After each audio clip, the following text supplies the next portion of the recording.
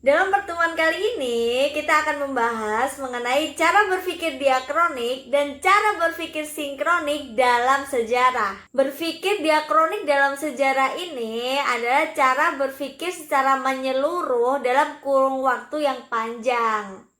Dengan berpikir diakronik ini, kita akan terbiasa dengan konsep kronologi dan konsep periodisasi. Kronologi itu ada urutan waktu dalam suatu peristiwa, sedangkan periodisasi itu adalah pengelompokan peristiwa dalam masa atau dalam zaman. Oke, Miss akan kasih contoh kronologi dan periodisasi. Yang pertama, Miss akan kasih contoh dulu kronologi. Jadi kayak gini.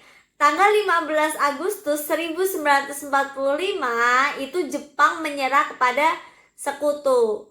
Kemudian tanggal 16 Agustus 1945 itu terjadi peristiwa Rengas Dengklok.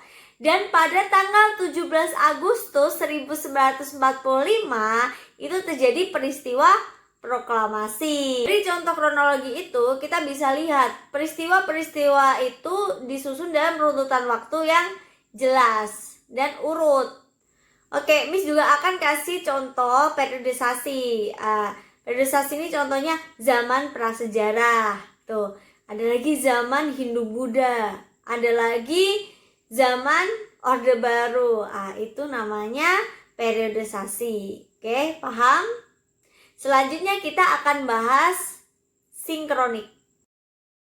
Cara berpikir sinkronik dalam sejarah ini adalah kajian yang menitik beratkan pada masalah atau pada gejala-gejala yang luas dalam sebuah peristiwa, tetapi dia itu dengan waktu yang sangat terbatas. Agar kalian lebih paham lagi, Miss akan kasih contoh cara berpikir diakronik dan cara berpikir sinkronik dalam sejarah. Contohnya kayak gini, pertempuran Ambarawa 20 Oktober sampai 15 Desember 1945. Jadi judul tersebut itu jelas, itu diakronik. Kenapa? Karena di awal tadi udah dibahas mengenai kronologi. Dan di akhir judul itu ada rentang waktunya dari 20 Oktober sampai 15 Desember 1945. Oke, Miss akan kasih contoh juga cara berpikir sinkronik dalam sejarah. Jadi kayak gini contohnya. Keadaan ekonomi bangsa Indonesia pada tahun 1998. Ini jelas cara berpikir sinkronik. Karena tadi di awal Miss sudah sampaikan cara berpikir sinkronik itu adalah mengenai gejala-gejala yang luas dalam sebuah peristiwa tetapi dengan waktu yang sangat terbatas. Di sini waktunya terbatas, ya kan? Waktunya terbatas hanya pada tahun 1998. Tetapi yang dibahas di sini sangat luas. Yang dibahas itu adalah keadaan ekonomi. Ini sangat luas bahasannya.